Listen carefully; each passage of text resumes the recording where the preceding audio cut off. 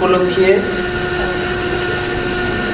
বাংলাদেশ সরকারের নারী ও শিশু বিষয়ক মন্ত্রণালয়ের উদ্যোগে আয়োজিত আজকের এই সেমিনারের সম্মানিত প্রধান অতিথি, আমি যদি ভুল না বলি, নারী ও শিশু বিষয়ক মন্ত্রণালয়ের আমাদের প্রিয় এবং সম্মানিত মন্ত্রী ডক্টর শিরিন শারমিন চৌধুরী, গণস্বাক্ষরতা অভিযানের প্রধান এবং সাবেক উপদেষ্টা তত্ত্বাবধায়ক সরকার রাশেদা কে চৌধুরী, ডক্টর আবুল হোসেন এবং আমাদের রঞ্জন কর্মকার, ফজিলাতুন্নিসা ইন্দিরা, মহিলা আওয়ামী লীগের নেত্রী, এবং আমাদের দুজন ভাই, আমি খুব দুঃখিত আপনাদের দুজনের কার্ডটা আমার হাতে নিয়ে বলে, আপনারা দুজন যারা আমাদেরকে বিজ্ঞান প্রযুক্তি নিয়ে কথা বললেন, এবং সামনে উপবিষ্ট মন্ত্রণালয়, অধিদপ্তর এবং বিভিন্ন নারী মানবাধিকার উন্নয়ন সংগঠনের সম্মানিত ভাই বোনেরা, গণমাধ্যমের ভাই বোনেরা, আন্তর্জাতিক নারী দিবসের ধারাবাহিক চলছে, আমি প্রীতি ও শুভেচ্ছা জানাচ্ছি। আমি একটা কথা বলি শুধু সম্মানিত মন্ত্রীকে সহ সবাইকে, যে আমি নারী আন্দোলনের একজন কর্মী হিসাবে আজকে আমার একটা ভিন্ন অনুভূতি, যে 1969 সালে যখন প্রথম আমরা নারী দিবস করেছিলাম, আমি তখন ছাত্রী ঢাকা বিশ্ববিদ্যালয়ের, কিন্তু নারী সংগঠনের সাথে যোগ দিয়ে কবি সুফিয়া কামালের নেতৃত্বে, আর আজকে 2011 সালে মনে হয় যে একটা বিশাল ইতিহাসের একটা সাক্ষী, এবং বাংলাদেশে স্বাধীনতা উত্তর বাংলাদেশে নারী আন্দোলনের ক্রমবিকাশ এবং 8ই মার্চ পালনের যে একটা ক্রমবিকাশ, সেই ইতিহাসটা অনেকখানি আমার চোখের সামনে।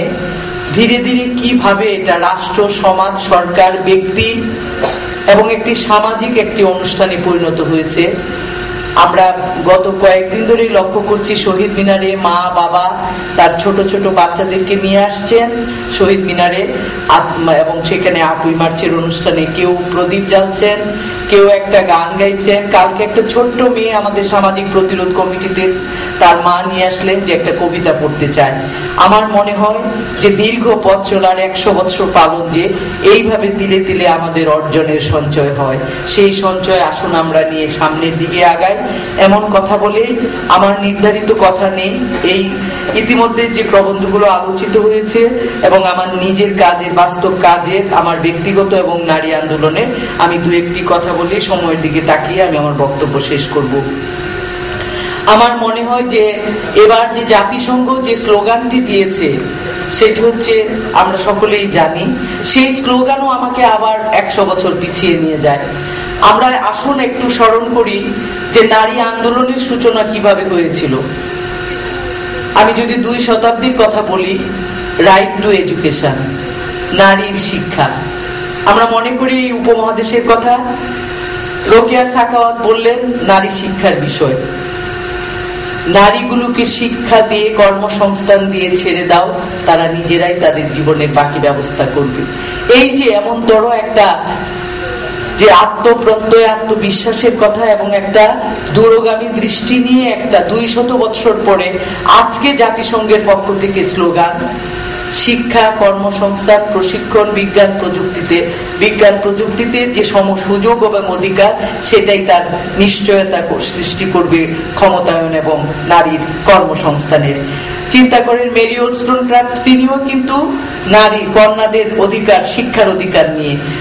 ঈশ্বরচন্দ্র বিদ্যাসাগর নারী শিক্ষা নিয়ে। 100 বছর পরে আজকে আমরা একদিকে করছি আমাদের নারী দিবসের শতবর্ষ, অন্যদিকে আবার এটাও কিন্তু একটা কাকতালীয় যে আরেকটা ফেজে নারী আন্দোলন চলে আসছে, সেটা হচ্ছে শুধুমাত্র শিক্ষা না, কি ধরনের শিক্ষা নিচ্ছে, বিজ্ঞান প্রযুক্তিতে শিক্ষিত হচ্ছে কিনা। আমরা জানি এখানে যে আমাদের পাঠ্যসূচি কেমন ছিল 19 শতাব্দীতে, বিশাল একটা আন্দোলন হয়ে গেল যে ম্যাথ থাকবে কিনা, অঙ্ক থাকবে কিনা, না শুধু ঘরকন্যার কাজ, অন্যান্য বিষয় নিয়ে নারীরা শিক্ষা গ্রহণ করবে। এভাবেই কিন্তু আজকে আমরা লক্ষ্য করছি যে আজকের শিক্ষা, যে শিক্ষা গ্রহণ করে সেটা কি ধরনের শিক্ষা, বিজ্ঞান প্রযুক্তিতে তার সমান সুযোগ থাকবে কিনা।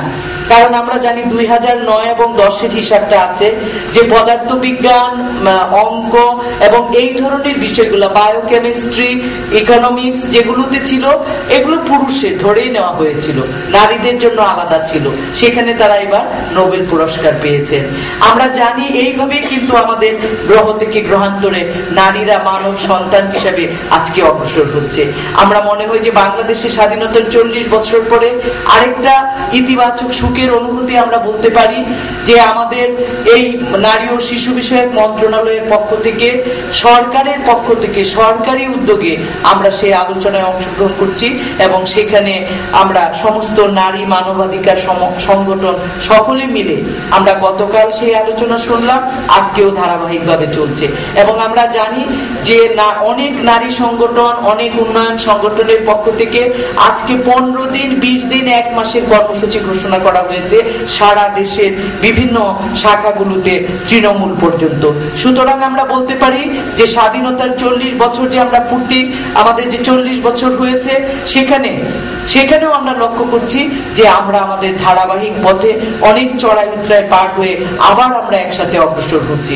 কারণ আমরা জানি যে দীর্ঘ 8-9 বছরেরও অধিক সময় ধরে আমরা কিন্তু এই কর্মসূচিগুলো এত ব্যাপকভাবে বিচ্ছিন্ন ভাবে নারী সংগঠন, উন্নয়ন সংগঠন করছে, কিন্তু এখন আমরা গত 10 বছর ধরে এবার দেখলেন যে 64টি নারী মানবাধিকার উন্নয়ন সংগঠন আমরা এককভাবে করছি। আবার শহীদ মিনারে কালকে আমরা একত্রিত হয়েছিলাম, 7 তারিখ রাতে আমরা একত্রিত হয়েছিলাম।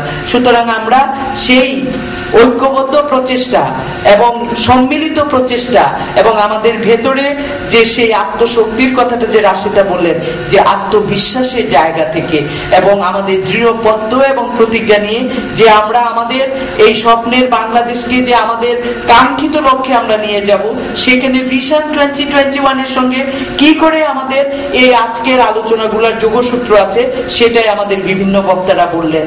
শিক্ষানীতির বাস্তবায়ন নিয়ে একটি কমিটি হয়েছে।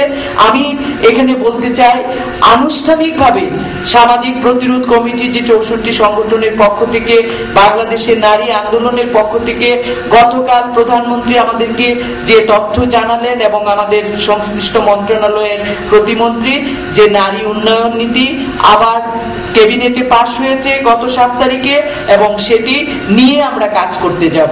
সুতরাং আমরা সেই ঘোষিত নারী নীতিকে, সেই গৃহীত নারী নীতিকে আমরা স্বাগতম জানাচ্ছি, অভিনন্দন জানাচ্ছি। এবং আমরা এখান থেকে এই আলোচনা সভা থেকে বলতে চাই যে শিক্ষা নীতির যেমন একটি বাস্তবায়ন কমিটি গঠিত হয়েছে, যদি সরকার এবং মন্ত্রণালয় মনে করেন যে এটি বাস্তবায়নের জন্য ব্যাপক একটি সারা দেশভিত্তিক, তৃণমূল ভিত্তিক একটি বাস্তবায়ন কমিটি গঠন করা দরকার বা কোনো উদ্যোগ নেওয়া দরকার, সেটিও ভাবতে পারেন, যাতে করে এর আমরা অতীতের যে অভিজ্ঞতা চড়াই উতরের, সেই অভিজ্ঞতার জন্য আমরা সম্মুখীন না হই এবং আমরা সেটাকে বাস্তবায়নের জন্য অতি দ্রুত কিভাবে সরকারি এবং বেসরকারি ভাবে অগ্রসর হতে পারি, যেখানে আমাদের এই সমস্ত এই যে নারীকে মানব সন্তান হিসেবে মানব উন্নয়নের একটি পদক্ষেপ নিয়ে আমরা এই কর্মসূচিকে অগ্রসর করতে পারি। আমার মনে হয় যে এখানে আমি যে কথাটা বলতে চাই যে আমাদের নারী নির্যাতন প্রতিরোধী বলেন, আমাদের নারী নীতি বাস্তবায়ন বলেন, আমাদের শাসনতন্ত্রের নীতিমালা বাস্তবায়ন বলেন, স্বাধীনতা উত্তর বাংলাদেশে আমাদের শাসনতন্ত্রের অনেকগুলো ধারাতেই সেই সম অধিকারের নীতি এসেছিল। জাতিসংঘেরও সিনো সনদ সহ আরো কয়েকটি সনদ আছে যেগুলো এই নারীর সামগ্রিক ক্ষমতায়নের বিষয়টিকে দৃষ্টি দিয়েছে এবং সেটা করছে। তারপরেও আমরা লক্ষ্য করছি যে আমাদের এই বাংলাদেশে আমরা যেটা অনুভব করি নারী কর্মী হিসাবে, নারীর মানবাধিকার কর্মী হিসাবে, যে আকাঙ্ক্ষিত জায়গাটায় যাওয়ার যে বাধা, সেই বাধাটাকে আমাদের আরো সুস্পষ্টভাবে চিহ্নিত করতে হবে। সেখানে ইতিমধ্যে আজকের আলোচনার ভিতরে যেটা এসেছে, আমি প্রথম বক্তার সাথে সম্পূর্ণ একমত। কারণ নারীর শিক্ষার সঙ্গে শুধু নারীর শিক্ষার পাশাপাশি সমাজের শিক্ষা, সেই শিক্ষাটা কিভাবে হবে সেটাও একটি বিশাল আলোচনার ব্যাপার এবং সেইখানে সরকার কিভাবে গণমাধ্যমকে ব্যবহার করতে পারবেন।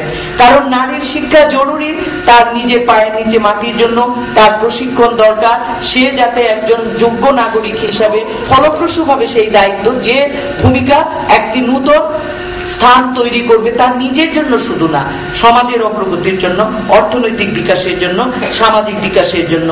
কিন্তু সেইখানে সমাজের যে শিক্ষা, সেই শিক্ষাটা আমরা কিভাবে করব, পুরুষের শিক্ষা সেটা আমরা কিভাবে করব।